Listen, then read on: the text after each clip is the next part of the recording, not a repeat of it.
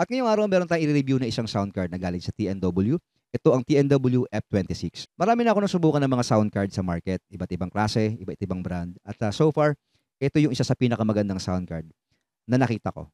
Kaya ngayon gagawin natin ng maiksing review itong ating TNW F26 para makapagbigay ng konting idea para sa inyo sa lahat ng mga nagbabalak na gumawa ng kanilang maliit na home studio gaya nito or mag-recording ng mga cover songs or kung gusto mong mag-live streaming. Ito yung video para sa iyo.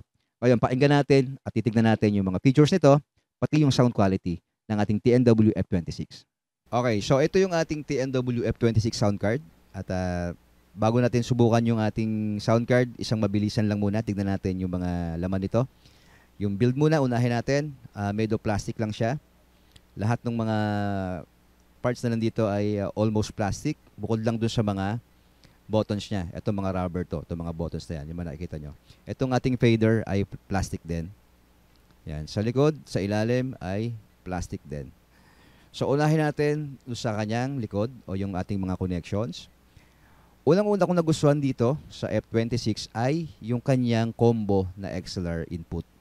Yan. Naka-combo na siya. So, pwede natin gamitin dito yung ating mga XLR na cable na mas maganda para sa isang mic dahil balance yung isang XLR na cable kumpara natin sa isang TS o TRS na cable.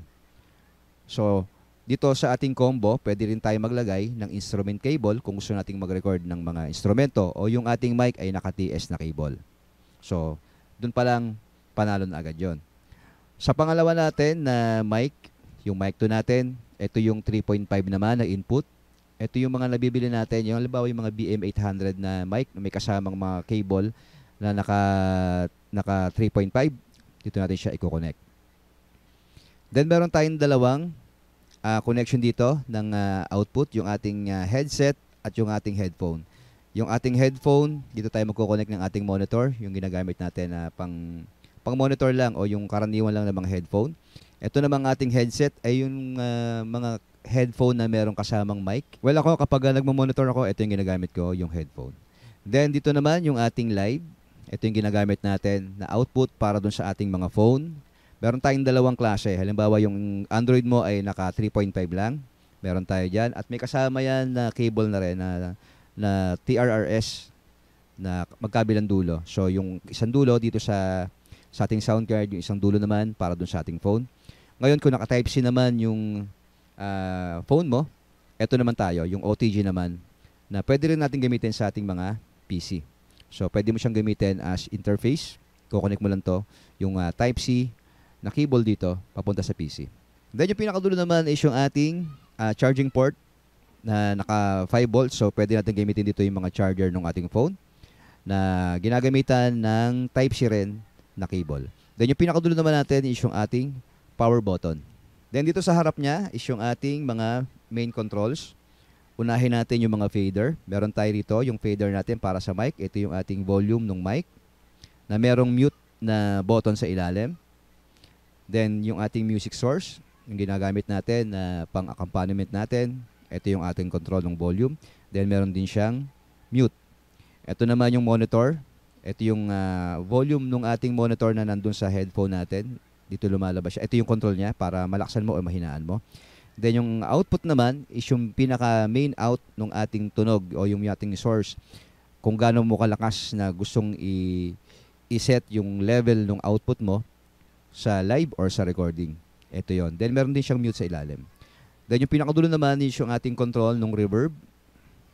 Meron siyang sariling fader kung gaano mo karaming amount yung reverb na gusto mong ilagay dun sa voice mo. Then sa ilalim, meron din tayong parang mute niya rin kasi parang toggle to between yung normal voice at yung meron ding reverb. So, kung gusto mong tanggalin yung reverb mo, halimbawa tapos ka ng kumanta, click mo lang tong button na to para mawala yung reverb. Then, click mo lang ulit para ma-activate ulit yung reverb.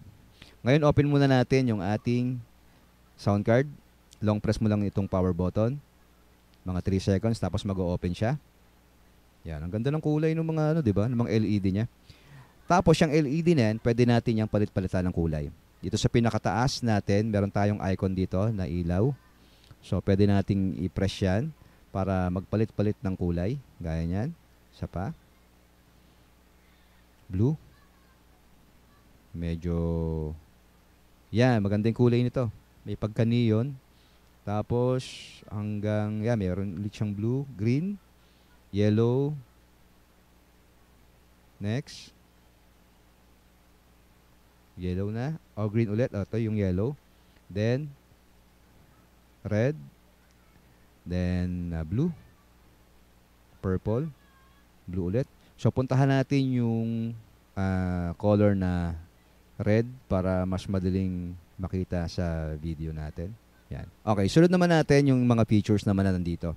Meron tong built-in na 48 volts na phantom power. So, kung meron kang mga condenser mic, pwede mong gamitin dito. Ako meron akong condenser mic, so pwede ko siyang magamit sa sound card na to.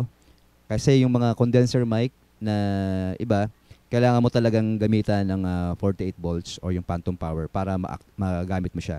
So, dito sa sound card na to, meron na siya. Press mo lang siya ng isang beses para ma-activate natin. Then yung next feature niya naman is yung denoise o yung ating mga tinatawag na noise reduction. Kapag ka nagla-live ka or nagre-recording ka, medyo maingay yung paligid mo, pwede mong magamit itong denoise na to. Press mo lang siya once para ma-activate. Sa baba niya, meron tayong game loopback. Ito, hindi ko alam kung magagamit ko kasi hindi naman ako gamer. Mas magagamit to ng mga gamer para dun sa kanilang streaming. So, hindi mo na natin itatakal yan. Ang next natin na dito sa baba ay yung ating voice changer. Meron to yatang mga 4 or 5 voice dito sa kanya. Mamaya matetesting natin yan. Isa-isahin natin. Then dito sa baba ay meron tayong control ng ating music. Halimbawa nakakonect ka via Bluetooth kasi meron din siyang Bluetooth function. Pwede mo i-connect yung phone mo rito kung pwede mo gamitin na pang background music, yung isa pang phone mo. So ito yung magiging control mo na. Bali meron diyang play, pause, tapos forward, then back. Then yung isa pang feature niya na magagamit mo sa mga live streaming is yung docking niya o yung dodge. Once na naka-activate yan, once na nagsalita ka habang tumutugtog yung background music mo, mamamatay yung music para mas lumutang yung boses mo, mas maintindihan yung mga sinasabi mo. Then kapag nag-stop ka magsalita, babalik ulit yung music. Kung ayaw mong gamitin yung feature na to, pwede mong deactivate lang siya. Then sa pinakadulo niya, meron tayong 4 na slots para sa mga effects. Ito yung mga gamit mo sa mga live streaming. Pwede ka rito maglagay ng mga tawa, mga palakpak, at kung anong pang gusto mo. Kahit voice mo, pwede mong i-record dito. Pero once na binili mo to, meron na dito naka-record na mga sounds. So pwede mong palitan yan, fully customizable naman itong mga slot na to. Ngayon naman, testing na natin itong ating sound card. Balik ko connect ko yung aking mic, yung aking headphone, pati yung ating cable dito para sa ating live o sa OTG para sa aking smartphone. So ngayon naka-connect na yung ating TNW F26 at ito yung quality ng boses na narinig nyo ngayon ay yung ating mic. Check, check. Check, check, check. Mute. Hey, hey, hey. Okay. Lagay muna natin sa gitna yung ating volume. So, itong gamit kong na mic ngayon is yung PD100 ng Maono. Naka-XLR yan. Taas na natin. XLR yung gamit ko. So, mas balanse yung XLR na yan na cable kaysa sa TS na cable. So, kung mapapansin nyo sa mga professional na mga mixer, naka-XLR yung mga cable na ginagamit nila. Kasi, yun talaga yung magandang connection ng isang mic. Kumpara natin dun sa mga TS cable o yung mga PL lang. So, yung ating output ay nakataas lang. Yan, nakasagad sa taas. Then, yung monitor naman natin, depende naman sa yan kung gaano mo kalakas gusto marinig yung monitor mo o yung sound na gusto mong marinig. So, ilagay na lang natin sa pinakamataas. Yan. So, unahin natin yung mga features kanina na pinakita ko sa inyo. Ngayon, tignan natin. Unahin natin yung dito. Ito yung sabi ko sa inyo kanina na mga customizable na effects. May nakalagay na yan dyan kapag binili nyo to, gaya nito.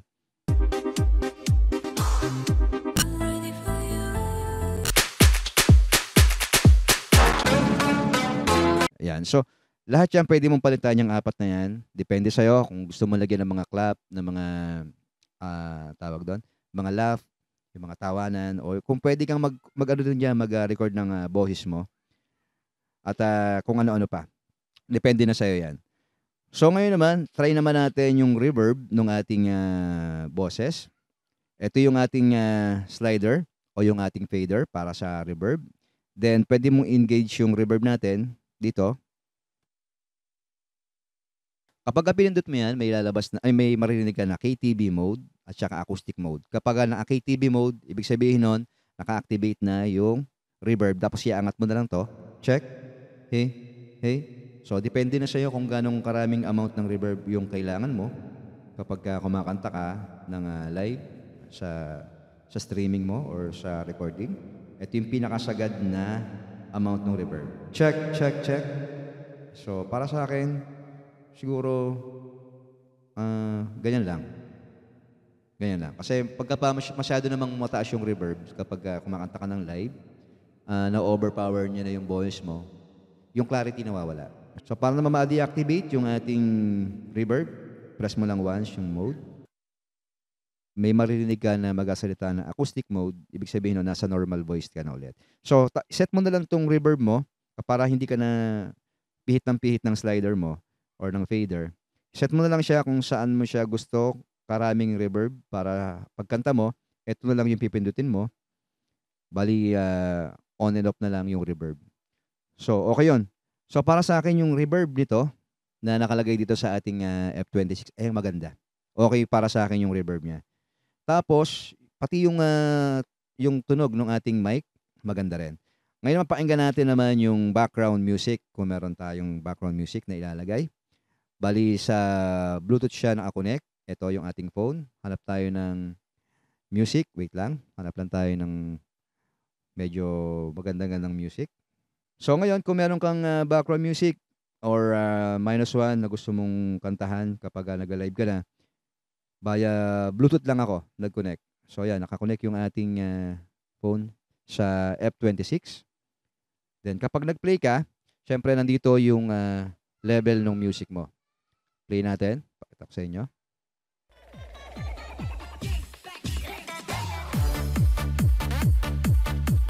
Yan. So, pwede rin natin yung i-mute.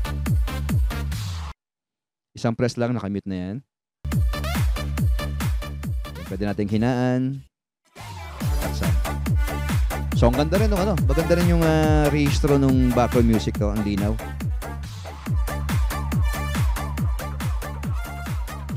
Saka napansin ko lang hindi siya compress. Hindi gaya dun sa ibang mga na-try ko na lang na mga sound card. May na-try na ako ng mga sound card na compress yung boses masyado. Tapos pati music parang hindi na natural yung music, parang masyado ng compress. Pero dito, okay para sa akin yung sound ng music niya. Then pangalawang feature natin na titignan, o yung kasunod na feature pala na titignan natin, is yung docking naman. So ito yung sinasabi ko sa inyo kanina na parang dodge kapag nagsasalita ka. Halimbawa, nag-live streaming ka, nagsasalita ka at meron kang background music, once na in-engage mo to at nagsalita ka, mawawala yung music. Patry natin.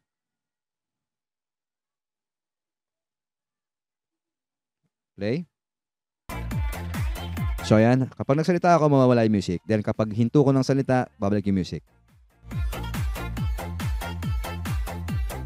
O, diba? Magandang feature to para sa mga live streaming. Para mas naintindihan ng viewer mo yung sinasabi mo. Yan. Para naman deactivate yan, press mo lang once yung ating docking. Okay.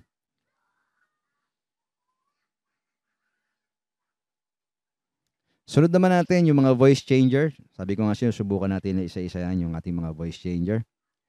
Yung unang voice changer natin ay female voice daw. Check, check, check. Tunog babae ba to? Baka ganito ng tunog ba ng babae? Nililigawan mo? Hello? Hi? Next? Male voice. Yan. Mamang-mama, di ba? Parang gigulo ka rito. Next natin. Ano yun? Lolly voice? Eto, parang nangaasar na boses. O parang cartoon na boses. Ayan. Next. Monster voice. Yun o. Monster na monster, di ba? Sobrang lalim na boses nito. Then, acoustic mode. Ito na yung ating normal voice. So, magagamit mo yung mga voice na yun kung nag-live streaming ka para pampakwela lang. Or kung gusto mo mag-record ng mga voice na may effects, pwede yun. Para magagamit mo siya. Kung gusto mong gumawa halimbawa ng mga pang-intro ng video mo, pwede mo siyang gamitin. Next natin is yung denoise naman. Eto, hindi ko alam kung maririnig niyo yung difference kasi hindi naman gano'n kaingay yung paligid ko ngayon habang nagre-recording ako ngayon. Hindi naman gano'n kaingay. So, hindi ko alam kung magkakaroon ba ng epekto 'to. Try natin. Check, check, check. Hey, hey, hey. Hey, parang wala, 'di ba? Check, check, check. Hey, hey, hey. Pero okay na rin na meron diyang ganyan. Check, check, check. Hey, hey, hey. Check, check, check. Hey, hey, hey. Hey, hey, hey. Check, check, check. Parang mas okay kapagka kapagka naka-engage. Hey, hey, hey, hey. Hey, hey, hey, hey. Hey, hey, hey. Hey, hey, hey. Ewan ko, hindi ko alam. Hindi ko marinig yung difference nila kasi tahimik naman dito sa pwesto ko. Anyway, sa ibang mga denoise, sa ibang mga sound card, kapag ginamit mo to, masyado ng gated yung tunog, masyadong compressed na halos putol na yung napuputol na yung mga tail end ng boses. So, hindi ko gusto yung ganong feature sa isang denoise o yung ganong feature sa ibang sound card. Kasi na-try ko na gumamit nun, tapos parang putol-putol yung dulo ng boses mo. Kaya sobrang compressed na, tsaka may gate na ginagamit. Parang sobrang gated na yung boses. So, para sa akin, okay to, itong denoise ng TNW. So, ayan yung ating TNW F26 at para sa akin, napakaganda at napakasulit nitong sound card na to. Sa audio quality niya, wala kang masabi, napakaganda. Kung nagabala ka na magbuo ng recording studio o kung gusto mo lang mag-record ng mga kanta, pwede mong gamitin to. Mura lang kasi siya. At doon sa presyo niya, magugulat ka dahil napakaganda nung sound, yung audio na makukuha mo. At kumpara natin doon sa ibang mga sound card na nasubukan ko na. So far, ito yung pinaka okay para sa akin na sound card pagdating doon sa sound quality niya. So ayan yung ating maiksing review dito sa ating TNW F26 sound card. At kung nagustuhan mo yung ating video, huwag kalimutang i-like, mag-subscribe at syempre i-share natin sa iba. Salamat.